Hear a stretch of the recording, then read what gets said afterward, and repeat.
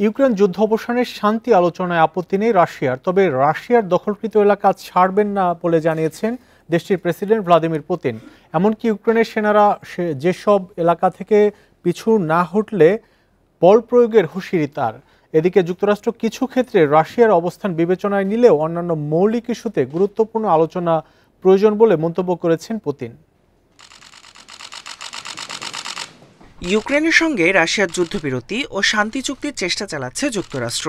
গত কয়েকদিনে এ সংক্রান্ত আলোচনায় অগ্রগতি দেখা গেছে, তবে নিজের সিদ্ধান্তে অনড় রয়েছেন রাশিয়ার প্রেসিডেন্ট ভ্লাদিমির পুতিন।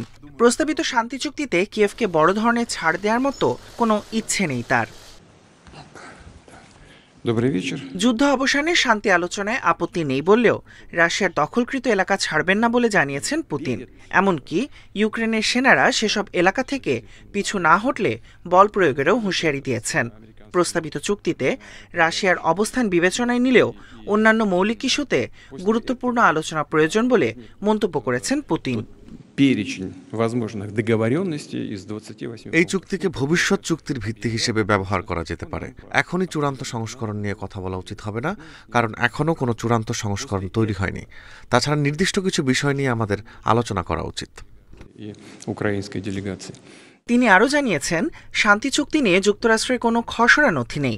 ওয়াশিংটন শুধু কিছু বিষয়ের তালিকা দিয়েছে বলে জানিয়েছেন এই রুশ প্রেসিডেন্ট।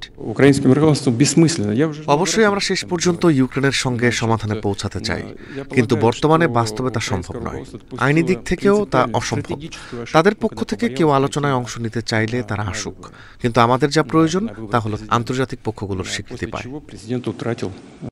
এদিকে রাশিয়ার ইউরোপ আক্রমণের পরিকল্পনা রয়েছে পশ্চিমা বিশ্বের এমন দাবিও প্রত্যাখ্যান করেছেন Putin.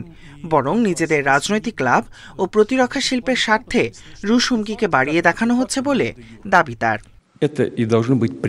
Tahmid Abrar, independent news.